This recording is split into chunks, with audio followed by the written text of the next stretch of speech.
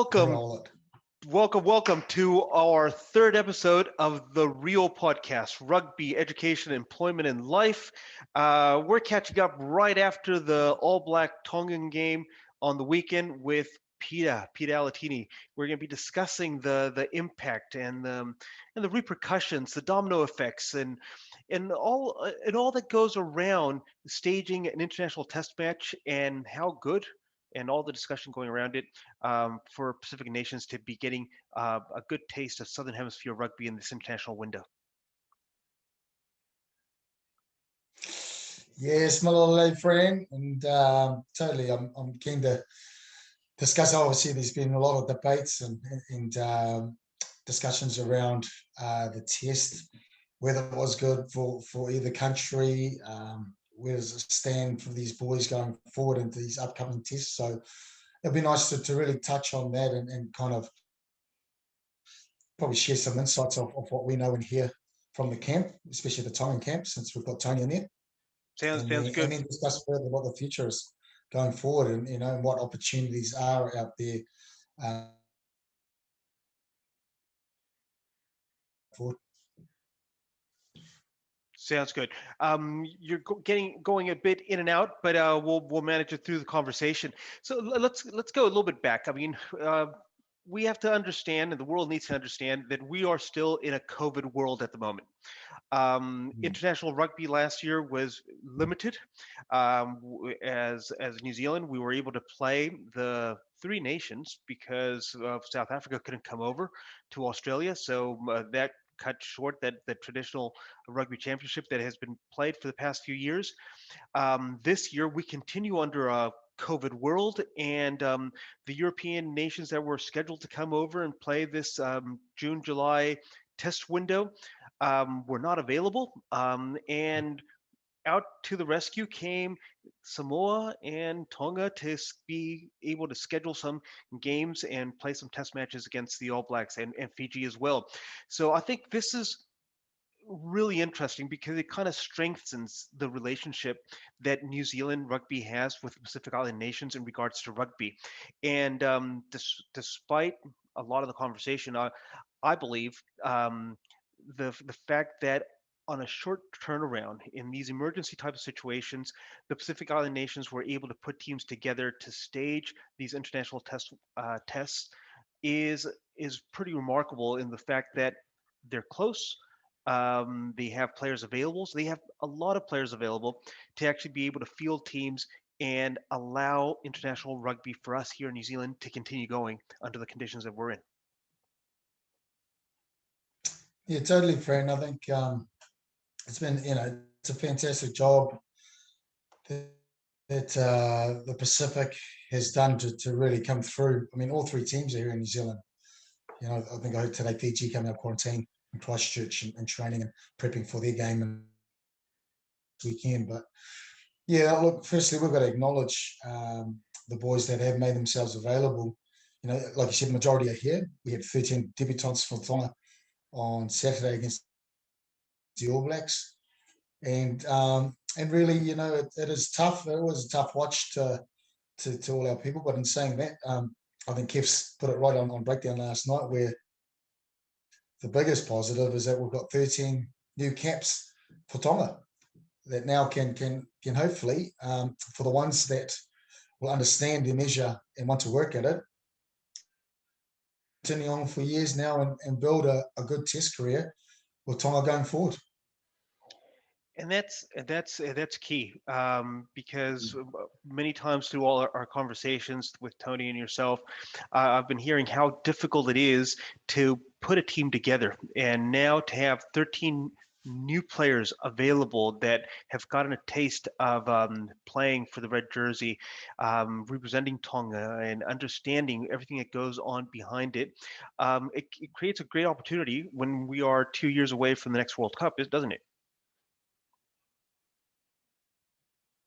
Oh, for sure. I mean, for us, I mean, New Zealand's got the luxury of having, a strong foundation base here with all their players playing Super Rugby, Aotearoa, onto Trans Tasman, Super, and then obviously moving on to the Test series. So to cap 13 players. It just builds a bit of a base for Tonga, for Kefs, and for Tautai and his management group going forward, especially with 2 years away, to the World Cup. And let's not forget, there's still a qualifying games before they reach that. But building that player base is really important. I just know, being involved in the last two campaigns leading into the World Cup, how hard it is to have access to players and getting them all together at one space or one country and prep for tests. You only have 4 weeks, two windows, and those windows are only 4-week windows, and then you got to gather them from all where they're available, and then hopefully the other side is the actual back end side where all the hard work is, which the boys don't see for at the moment. Peter Harding in Tonga and then Lano and Tony and Paldana's management have to do to really scrape through and get a squad before, to get them to the test ground, or their first test, sorry. And that's key, because there's 4 weeks to put the team together, and now also considering that when flying to New Zealand or flying to Australia, that you need to have those 2-week quarantines. It doesn't make it any easier. On the contrary, it makes it a lot harder. So Yeah, that's, I definitely. mean, with my Latin American background, like I know the Argentinians, they've based themselves in Europe this time around for this, because it was easier. The majority of their players are in Europe at the moment, and they didn't have to quarantine. They just kept on going. But in our case, we had to play down here, so you had to work through that quarantine. Can you explain to us a little bit, for the people who might be listening to us, what is the World Cup qualifying pathway for Tonga and Manu Samoa? So usually it's the I think you guys in your areas, I think we're Oceania. So if you, I think, finish top 8, you automatically qualify for the next World Cup. So from the last World Cup, if you qualified in the top 8, and then from there everyone else has to qualify, and then you kind of qualify through. So usually we have to qualify through the PNC, so the Pacific Nations Cup, and it's usually between us, Tonga, and Samoa. And from there, usually from that comp, 2 go through, and then the other one has to go through a repechage. So I think that this year, so the loser out of the 2 legs of Manu Samoa and Tonga, I think we'll play another game the following week against the Cook Islands. Yeah. And then the winner out of that will go into a repechage. I think the last one, I remember Samoa repechage, they had to play Germany in a away and home game. It'll be interesting to see how that rolls going forward with the COVID hit, whether whoever loses plays a nation qualifying that's easier to get to travel wise. Yeah. Like Paul Samoa Sevens at the moment, stuck in Dubai, right? So it'll be interesting times to see. So I think that's the significance of these next 2 legs for both Samoa and Tonga are. It will definitely make the route to the next World Cup a lot quicker. Being able to jump ahead and not have to play Cook Islands, and then that repertoire that we don't know exactly where it's going to be. I believe it's going to be against an Asian nation that they would be playing that repertoire this year, but again, we don't know what country that's going to be, and that obviously all the logistics that's going to imply, especially in this COVID world that we're in at the moment. So very, very relevant for the supporters of both the Manu Samoa and the Ikale Tahi to actually get out and support, because these next 2 games are highly relevant to be supporting them at the next World Cup. It's as simple as that. Oh, totally. Look, the biggest thing I see that's really important for both our nations, the fact that with COVID, our boys can't go back home to the home country to play these tests. So it's usually a home and away, with Tonga and then one in Samoa. So I really do feel for the people of the country that the team actually belong to, that they can't go back and play in the country. So therefore, that's why I'm really, really trying to put it out there to all our communities, you know,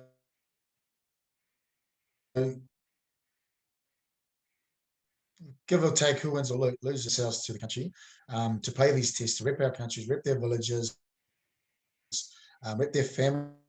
Over the next 2 weeks, I'm telling you, it's going to be pretty bruising, and it'll give it, both teams will leave it all out on the field, knowing what's at stake. But it'll be so cool to have all our communities just come out and support both these teams for both their leagues, and just really fill up the stadium, as we'd love to see it, as we have proven in the past with the different sporting events that's happened.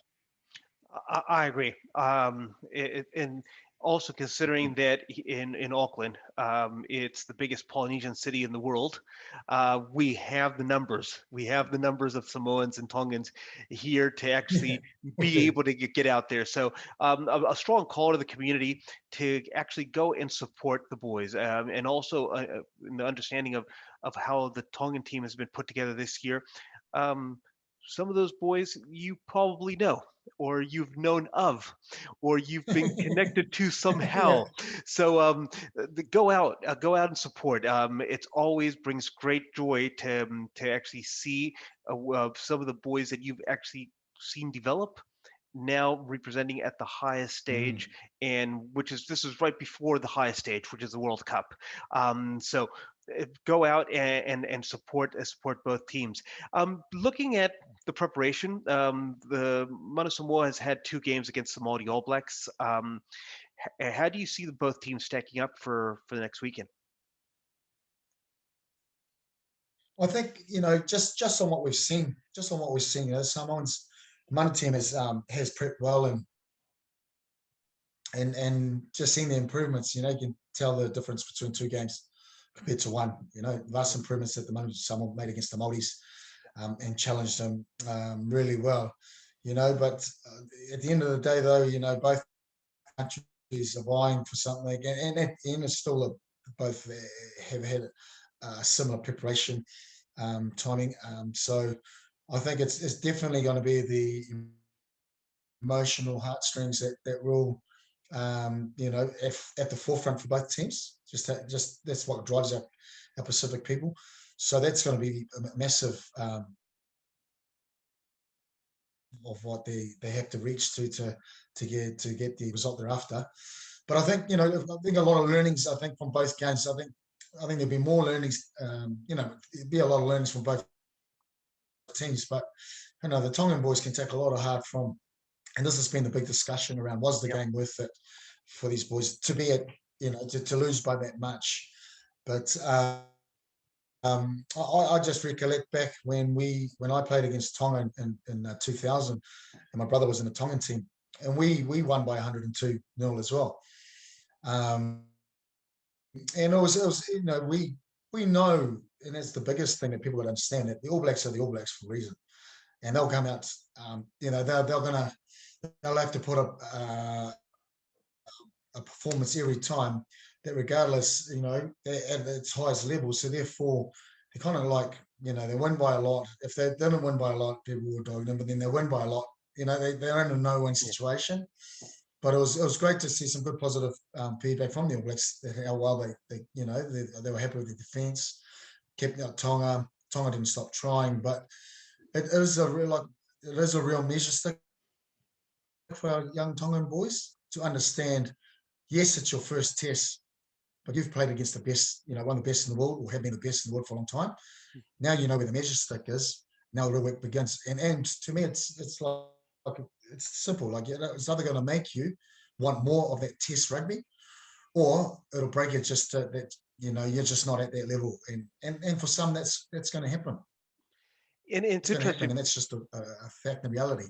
It's interesting because this weekend there was also a very lopsided score between St. Peter's and Liston College. I think it was 109-0, and it brought up the same kind of conversation, whether the Liston College or the bottom 2 teams in the Auckland 1A competition should even be competing in the 1A, and it makes you wonder, what do we want when these discussions come up?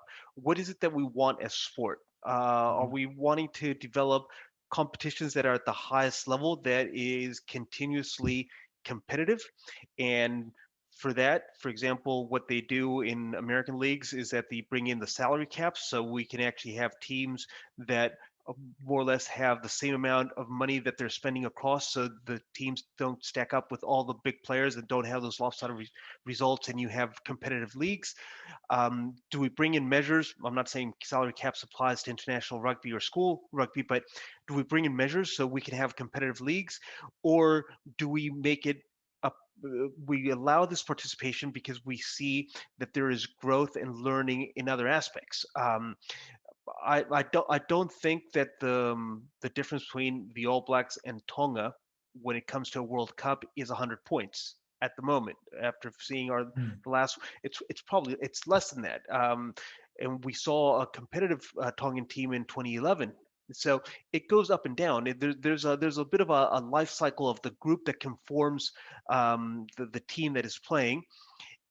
So sometimes judging a team by one result does not actually tell you what is the reality of the difference between the two teams. In last year, we saw the All Blacks unfortunately have a difficult time in Australia. And does that mean that the Argentinians are actually better than the All Blacks? No, it was a one-off game. That difficult game out in Perth as well. So we need to take into account Mm. sometimes not just as fans how we're feeling off our skin about a result, but what are the greater implications of actually staging these games? And I think this your insight that I mean that game when you played your brother for the All Blacks, he for Tonga, and there was great takings from that experience, and it helped both nations moving forward in that. What can you tell us about what we can benefit on both sides from this? Yeah, that's the biggest thing. I think, especially with Test rugby, it's a little bit different, I think, from school. At the end of the day, it still comes to the ruling bodies of the game and what they see and determine what's best. But I think there's other issues around that they've got to sort out before it actually clear. So from my experience in 2000, we played Tonga. We, like I said, it was similar to what Saturday. We knew we had to be at a position, especially after the 99 World Cup. So everyone was expecting something. There was a whole new coaches, new players, in terms of starting, and so it always brings an excitement to it. And the other side is where Tonga was at, same kind of situation, trying to get all their players from all over and kind of leading in straight away with us. But the learnings, I think, from Tonga is that they built around it, they got tighter, they looked at what they could do better and understand. And you got to just understand that's the All Blacks, and they know exactly that's the measure of the team. For them, they regrouped, and then they had their games back in the when they went back to play Samoa and Fiji, and they've knocked off Samoa for a start, which no one had ever seen. But these are the dangers, and I know that some will be that'll be totally different come Saturday, because there are definitely learnings. And I think with Test rugby, like you said, these boys understand now where they measure it, and then I think just this group with the youth they have, they're keen to learn. They've got hunger in them to represent the country. So hearing from the camp, you know, um, you they're pretty upbeat and ready to go again. So it'll be interesting to really see, the learnings from what they've taken from last week and how they put that together for this weekend against Samoa. Because like I said, both sides will be pretty desperate to make sure they get the first win up, this weekend. So I think there's some definitely great learnings around, even for the boys to understand what the professionalism, and understand the fact around the homework that needs to be done, probably the recovery, what the training looks like a bit more now. They're 3 weeks in now into training. Their probably body will start getting used to making sure what they have to do to get themselves up for every training and be at their best every time they take the field. So I think there's some really like gold takeaways for these young boys, and I think again there'll be some great takeaways for them going forward within their test career going, for Tonga going forward, and whatever opportunities open up from these tests for them in terms of professional contracts and stuff. Yeah, and we were last week. We had the opportunity to talk about player pathways in our Talanoa, and this is definitely for both Samoans, the Fijians that are playing this week, and the Tongans. There are pathways that are starting to open up, regardless of the scores, just for the fact that they're playing test footy at the moment. Um, what pathways do we have around the corner for these boys? Well, look, everyone's, I suppose, with the biggest one within New Zealand will be the Moana Pasifika side that everyone's talking about. That we're really hoping, and also the Fijian, I think Drua, who competed last year in the Australian Shield Cup, or the not the Shoot Shield, was it The Global the Rapid National Rugby. Cup that they had? Yeah. But yes, oh, the Global Rapid, but they also they had a club side that competed, Oh whether yeah. it was in the Shoot Shield or the wider, like our equivalent to NPC. Yeah. Yeah. But just playing these competitions, you can see the improvements that has made for their players. Yes, there's a whole collective player that have contracts in the UK, but then if you've got the ones that are still here within, whether it's Australia or New Zealand, then it does make it a whole heap easier to really build that depth to get good, hard, consistent rugby week in, week out.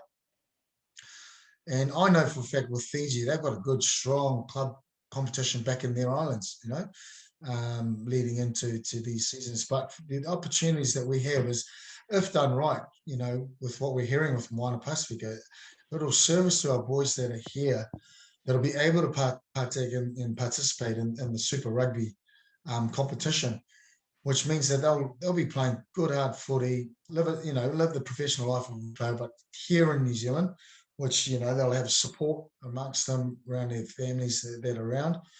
But having that rugby and then being available for Samoa, Fiji, or Tonga within the test window, and they're here, will make a huge difference for them, for their respective national teams, because one is access will be easier, and then to be playing at that high level week in, week out, it'll only harden them in that into the rugby that they play, and then therefore then toughen them up for the upcoming tests when it's around this test window.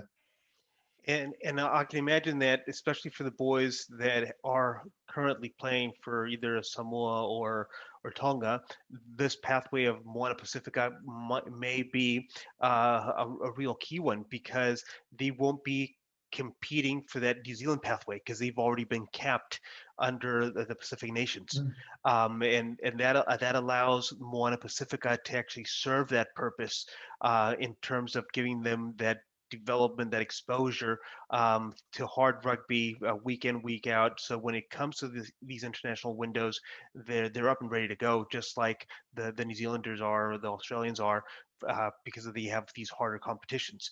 But it brings up that question with Moana Pacifica being based here, and I know I've asked this question in our conversations in the past.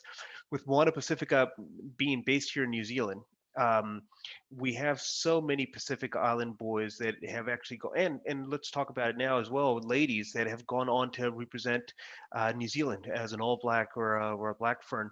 Um, with Moana Pacifica being the representative Super Rugby team for the Pacific, but being based in New Zealand, it will be a bit of a conflict there. It would be. I can imagine there will be a little bit of a tug of war in terms of those players that have not been kept, because they have come through a New Zealand system.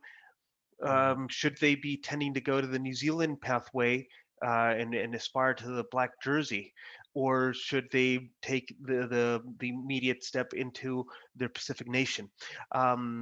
It will also, I think, create not only from the management perspective and the player pathway of what country they're representing, also from the social perspective of the individual player. It will be something to keep in mind that will need to be handled with the players also individually. Agree, Fran. And I think that's where I really think that's where we, how important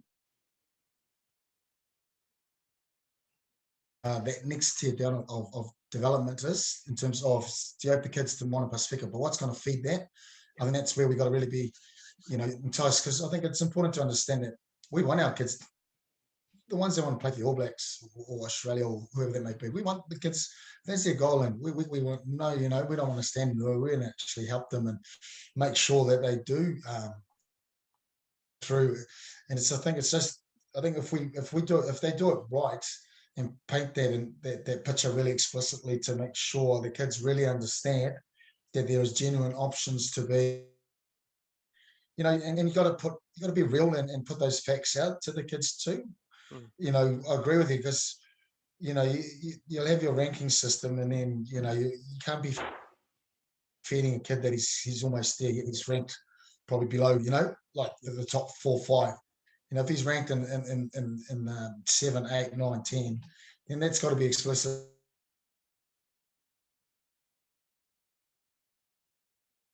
You're actually down here, rather than saying, well, you're only an injury away, but you're way down the line. So I think some kind of understanding on that will be really important for our kids to get the right pathways. Like I said, I think I really want to touch on what is it that we can help with our kids around the Moana Pasifika, because they've, there's an opportunity there if they carry through. I can't see just with the climate having that national under-19s. I think it's just with money-wise. Yeah. But if they carry on with that Super 20s, where they had those franchises, there was a Barbarian team, could that be an opportunity to have Moana Pasifika in the competition instead of having the Barbarians in there? To really, if there is a push to really keep pushing that Moana Pasifika up top, then you really need the next ground level of kids that may aspire to be in that space. Again, it's another pathway, and that's why I think in terms of us as a trust, but also all the other the Samoan Barbarians, what are they? The Fijian Barbarians, that were involved in these build schools. What can we all work together to make sure that these kids do have an understanding that, there's that pathway for New Zealand, but what about these pathways here? But we've got to be on our game to make sure that we'll have those programs, we'll have those development programs, both on off the field, for these kids to really see, okay, I think, because that's the point of difference, really, that our kids want to see that if they give up this dream to be an All Black, they want to make sure that the environment they go to has all the facts around, that looks like an outfit that they can really grow and develop and still reach their dream or goal. I completely agree, and that's why we've been working for over a year now around this whole the concept and the work that we're trying to do with the trust. It all starts with rugby, because that's our melting pot. That's what joins us, and that's what interests us, and that's what everybody is chasing, that rugby dream. But it eventually has to become employment, and many times those employment and those careers are generated through educational experiences that these players need to have, because at the end of their rugby, along their rugby careers, there's a whole life, and that's one of the reasons why we call this the real podcast, because we need to worry about the rugby, the education, the employment, and the life of the player. And I brought that up because I wanted you to touch a little bit on your experience and with the insight that we have to the camp about what does the rugby employment, what does the professional rugby look like at the moment for many of these Tongan players that are in the camp? There was a lot of talk over the weekend that the All Blacks are playing club players. Yes, there are a few boys that are club players, but not all of them. So it was also, can you give us some insight, Peter, please? Yeah, I think the most that I know of, there's a few wider. There was a few wider super players, or wider NPC maybe more than super. You've got Tani and I think Ben Tamafuna full-time professionals, and Zane, sorry, with the Chiefs. So there's, you got that part, and then the rest of the kids are really wider NPC players, and then you have the club players. So definitely, these kids are really, they've definitely committed to the group, looking for that pathway to become a professional. But it's important for these kids to understand too where they stand, and making sure. I know a couple of boys. Take for instance Nico Foliaki. He's already graduated. I think he graduated this year. I can't remember what it was, but he has graduated with something. So he's really kind of having a go now, knowing that he's got that behind him. That's a perfect example of a kid now. He's got his studies done, and I can really go, all out in these tests, hoping for opportunity in rugby. And failing that, like he's definitely got his degree, and must understand that. The other side has to be along some employment of some fact, and use what he's learned, what he's spent his time studying for as such. So for a lot of these kids, it's really important that we do. Yes, there's a pathway to the rugby employment and professionalism for a lot as well too. That due to the climate, and if it doesn't miss, what's next? What is next? Because there's a big window from here till the next test window in November. I suppose is the next one when they'll go again, and that's meant to be in Europe. So, if those boys want to they firstly they'll perform at this and put their hands up, because there will be a few that'll be picked. Obviously, as we know, there'll be availability from the UK as well. So there's a lot to play for, but we're really hoping that on that front that these kids are, and a lot of them full-time jobs, I think, is more than anything the ones that have come from club footy. So there'll be some work there to probably see how that stacks up after their test series.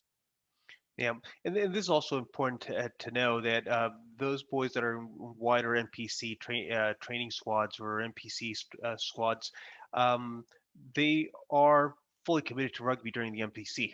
The NPC does not necessarily does not allow them to actually focus on something else. These are during the NPC, they are fully committed rugby players. During the club season, if they're not in a super squad, they will be in some kind of employment. So that's the challenge, and the challenge for in terms of the pathway for players is when they're getting to this level is how they can live year long around the rugby in that professional rugby career. And this is a little bit really important to understand that an NPC contract is part of the year, but what happens the second part of the year, or the beginning part of the year, when you are not fully committed to rugby, you're not fully employed to play rugby, and the balance that these players need to keep. And you were mentioning Nico Foliaki. About having his studies completed.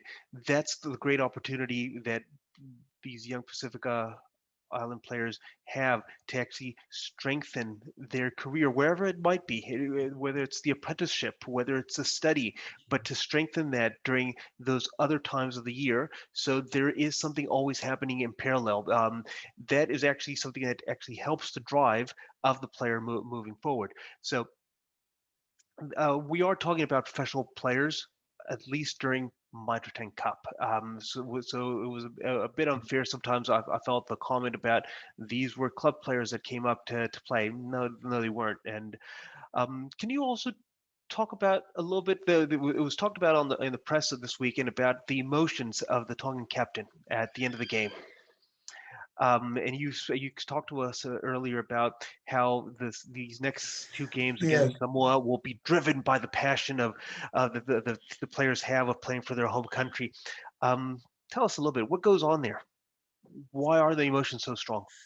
Yeah, look, we often talk. It's I think you just think about where you come from as the biggest driver. You know the sacrifices that you've put forward, and you've seen those before you who's just worked so hard, but they're so real, they're just so damn proud of their country. And Tongans and Samoans and the Fijians, you always see boys crying during a national anthem, and it's because they all. I think there's a deep reach down inside of when they think about their family, if they're married and whatever, then their immediate family, their mum and dads, and then all their families back in the islands who they're representing, and and that's the we call it we always call it in Tonga, we call it the Tongan heart. It just earns to play with pride, to really kind of throw everything at it, because you just want to represent yourself, your village, everyone around you as best you can. And there's an element of that, and the I think the emotions from Tane, it's just how proud he is to be. Obviously, there's definitely partial inside that he's disappointed they've been by 100 points, and he feels sad in it, to his people that he's probably almost not embarrassed, but he's apologised on behalf that that the score has blown to that. But the truth is that he wants to tell his people that he's not going to give up. That game, once that game's done, to the next, and we'll rip our jersey, with the pride it deserves again the following week. And it's just rides high, and emotions within islands. It's really really unreal the way they can perk up. I just think back to uh, our campaign in 2018 PNC, and we played Samoa, and the boys played out of their skin. We played Georgia, and we only just lost, and we should have, but then we're a bit rusty. And then the second game, Samoa, the boys got up for it, played well, but it was cool. And your Tongan hymn, there's a Tongan hymn they sing, the prayers, the whole week. And then I think Fiji had already won the PNC, but we had them last, and they had videos of the loved ones, just wishing them all the best for the game. And the room was just so quiet, but you could just feel the emotion in the room, and we all did. I just thought about my dad, what it was like for my dad to be sitting in this room, and he was going up to play. What the coaches would say. Think about my brothers. That's the kind of emotion you just thinking about all your family and all those loved ones and supported you throughout the time. And also you just think about the sacrifices you're making, because you're not going to be getting a fat check after the game. All you're praying for is to win and then give back to your people and stuff. So then we went out La Toka and beat Fiji, and it was on like the boys just played the skin, mate. The times in training, which you're thinking, boy, guys don't train like this at times. But we know it. When it comes down to Test footy and they put on a red jersey, it's just a different feeling. I guarantee you, Samoa's the same. Fiji's the same.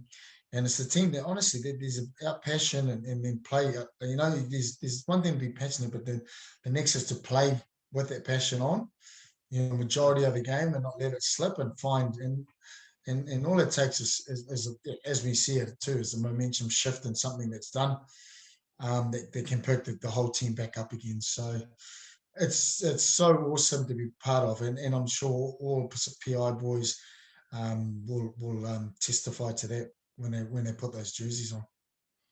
That's pretty cool. I mean, as you know, I'm Hispanic, and we live off the edge of our seat, off passion, as well. And sometimes we're a little bit too passionate, and we forget the reasoning part. But can relate very much. I tried now, especially through COVID and quarantine. I try to have a catch up with my dad daily or every 2 days, and he's a strong sports fan. So my mother says he has a hole on the couch from sitting on the couch watching so much sport now during quarantine. But one of the comments that came up over the past week, especially watching the Euros and the Copa America, the football, he was talking about players that are cold-chested, and I'm bringing this up only because you said that about the Tongan heart, and my dad talked about something he cannot stand is players that are cold-chested. I'm doing a literal translation of what in Spanish we call players that have no heart, and that's actually noticeable.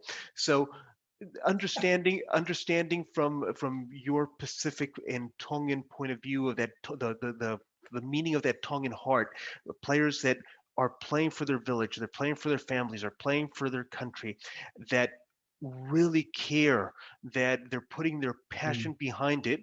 Um, Even in my culture, it is strongly valued, and I want to get back to this because um, I think the Tongan boys and the Manu Samoa team that's playing on the weekend, they know this, and it's important that the community becomes a part of this as well, that they express their closeness to the team by supporting them, because they're going to leave it out there. These are not cold chested mm, players. These are players and teams that play fully with their heart, and the majority of players at when you get to a national level, they do. But it's quite yeah, remarkable what you're saying, that it's a central theme to play with that Tongan heart. mm, And as sports fans, an old man that's sitting on a couch in Latin America, you just remembered your father and his experiences. Um, it's important. It's important to mm. see also those new generations, that they're leaving it all out there, that they're leaving it all out there, and they're wanting to represent so strongly. And that's a message to the players. It is important to everybody that's actually watching them, that they leave it all out there. Mm. Yeah, and it's like, you got all the support. The support has been overwhelming around, um, from all over the world, all the Tongans around the world, just backing their boys to step back up, and it's important. I think even I just want to keep putting the message out there to everybody. There's more than there's more to it than meets the eye just on at the front surface. There's so much more barriers and obstacles behind that the team has to go through. Again, just to get to the field.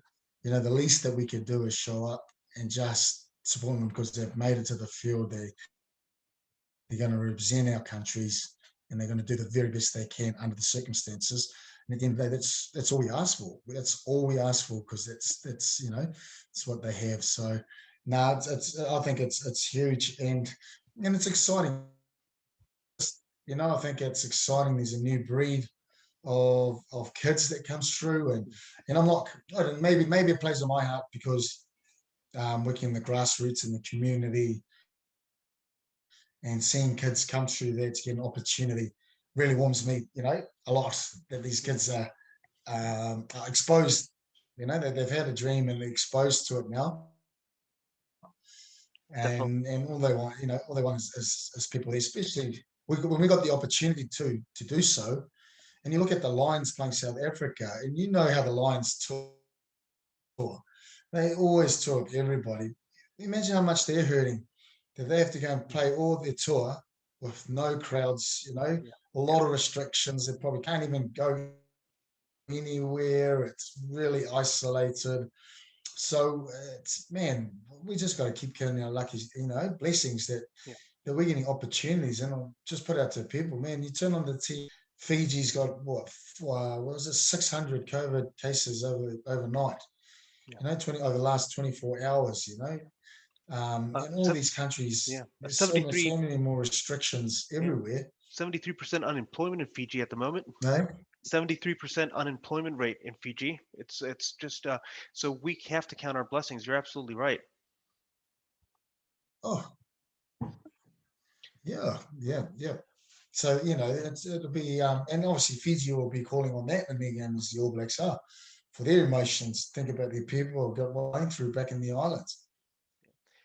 We've been really positive. I mean, there's been a lot of negative talk since the game on the weekend, and there's been a lot of talk about the hardship and the struggles that the Tongan team has had to go through, but we haven't touched upon it. We've been very positive, and I kind of like that, because we know that Mm, Tonga, Samoa, Fiji, they struggle to put their teams together.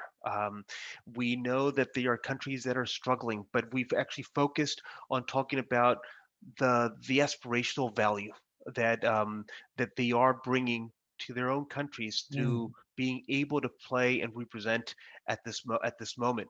I actually think, and I really appreciate that our conversation went this way, that we haven't dwelled on the sacrifices and the difficulties, because we know that they're there. I think this actually has allowed us to focus on that Yeah, aspirational and that yeah, and the value of the positiveness of actually being able to compete and represent so strongly over this test window.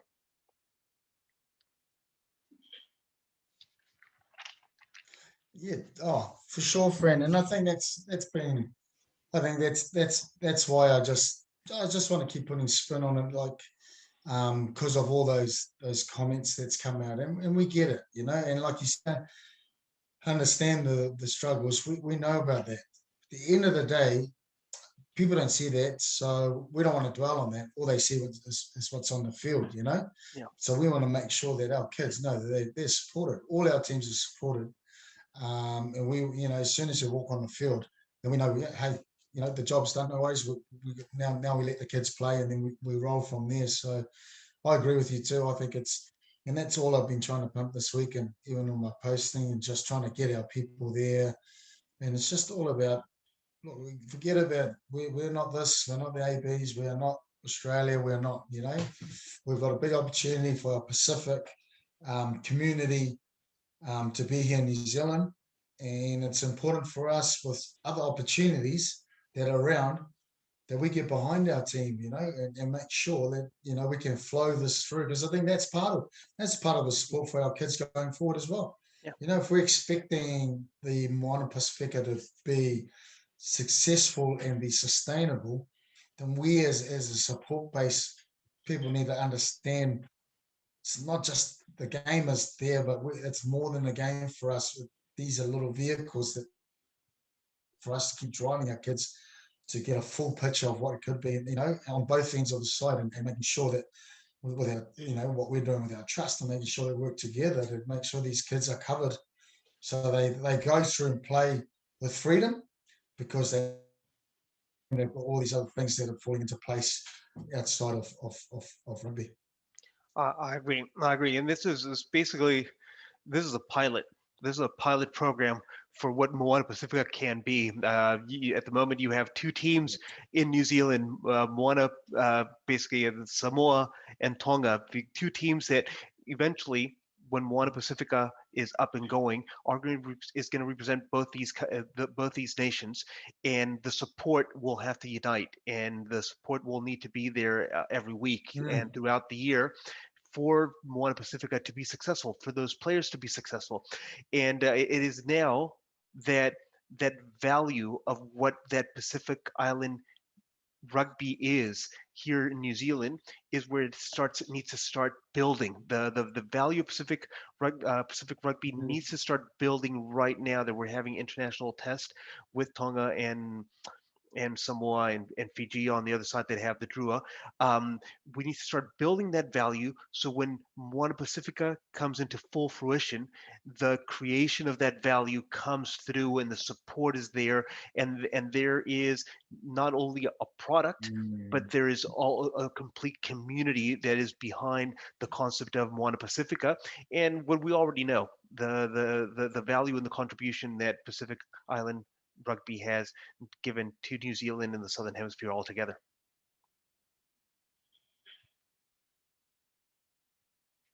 Yeah, and the other side we can see to this is, if it's done well and we have the support behind it, I guarantee you that some of the boys that um, in other teams that probably haven't quite made it into the ABs will probably see that, their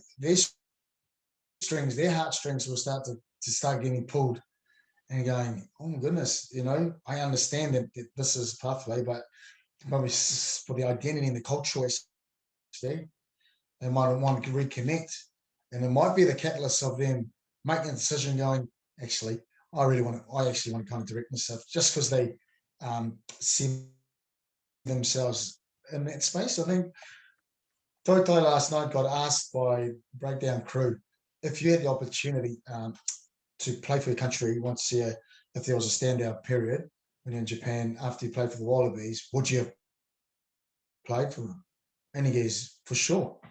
And we were both, I was in the same boat. When I was, if you think about it, if they had the rules to stand down for 3 years or 4 years, depending, when I finished my last test 2001, if that was available, I could play for Tonga. I got a challenge to play for Tonga in 2007 World Cup, and probably would have carried on playing 2011. Yeah. Because we did, we asked, because there was Charlie Reickerman, there was myself, we're all overseas. Yeah.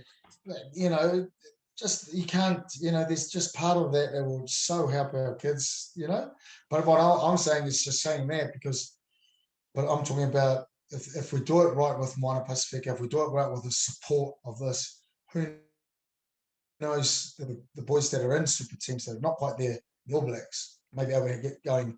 Actually, I'm 26, 27 now.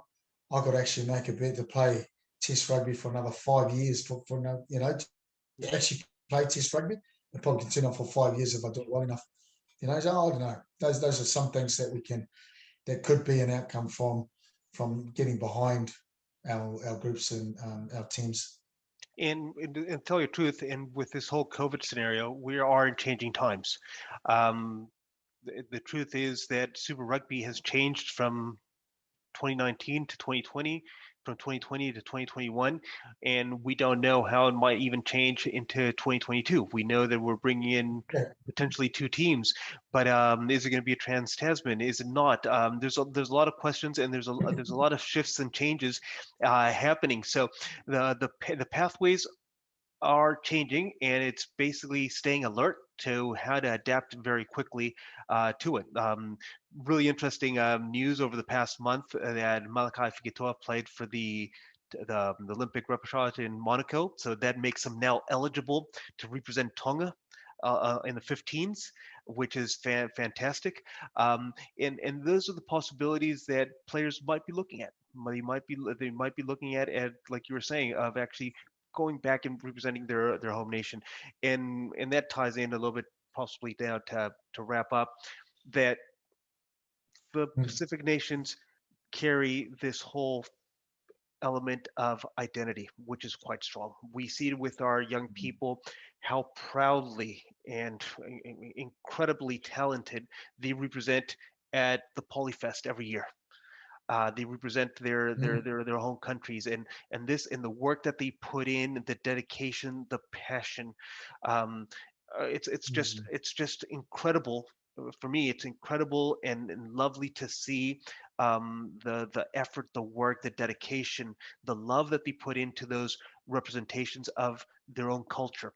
I think the road that we're taking, I think the road that we are taking with enhancing Pacifica Rugby, something that is so close from the sporting sense to our Pacifica boys and girls' heart, is actually just enhancing that link to their cultural identity, which is fantastic, and again a brand new avenue that we're beginning to explore.